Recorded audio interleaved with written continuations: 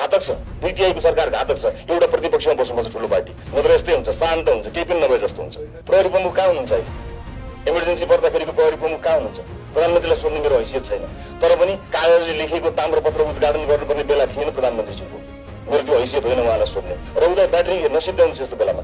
तपाईँ कति चर्को बोल्ने मान्छे हामीलाई थाहा छ। मैले तपाईँको जानकारी गराएको छु, गरेको होइन। अहिले अरूको बारेमा होइन, मैले तपाईँको सम्मान स्वरूप भनेको, किनकि तपाईँको इतिहासलाई सम्मान गरेको मैले। के बोल्नुपर्छ भन्ने कुरा नसुन्नुहोस्। हस्, धन्यवाद। मैले सम्मानपूर्वक भनेको। सरकार त के तयारीमा थियो मलाई थाहा छ नि।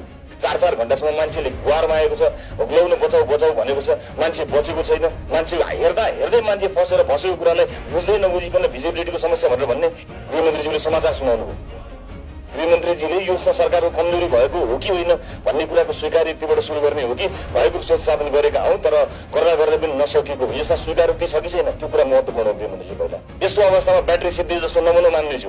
तपाईँहरू कुन कुन अवस्थामा कति चर्को हुनुहुन्छ भन्ने कुरा हामी सुनेका छौँ। नागरिकको ज्यान गएको कुरा छ, कालोबजारी बढेको कुरा छ, लुट मचिएको कुरा छ। कति भिजिबिलिटी नभएका कारणले भनेर तपाईँहरूले भन्नुभयो, मौसमको कारणले। त्यो तपाईँलाई लागेर चित्तमा लागेर भन्नुभएको कि तपाईँहरूसँग डेटा छ?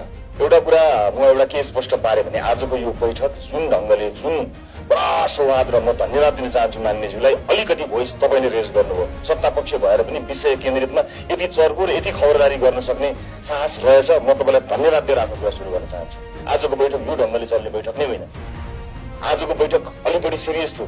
आज सरकारको समाचार सुन्ने बैठक थिएन।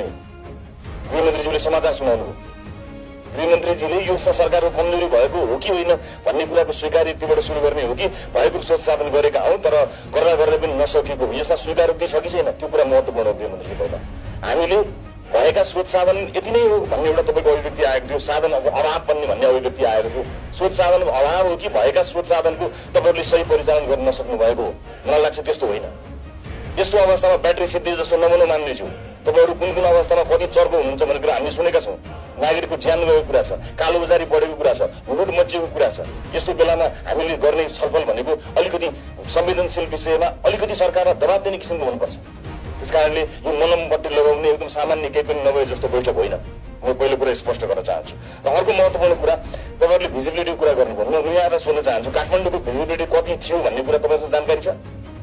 रक्षा मन्त्रीले जानकारी छ, गृहमन्त्रीले जानकारी छ? कति थियो भिजिबिलिटी नभएका कारणले भनेर तपाईँहरूले भन्नुभयो, मौसमको कारणले। त्यो तपाईँलाई लागेर चित्तमा लागेर भन्नुभएको कि तपाईँहरूसँग डेटा छ? छैन होला, म तपाईँलाई बताउँछु। त्यो दिनको भिजिबिलिटी तपाईँलाई बताउँछु म। सिभिल अथोरिटीले चाहिँ यो उसको चाहिँ यो यसको चाहिँ अथोरिटीले भने अनुसार चाहिँ हेलिकप्टर उडानका लागि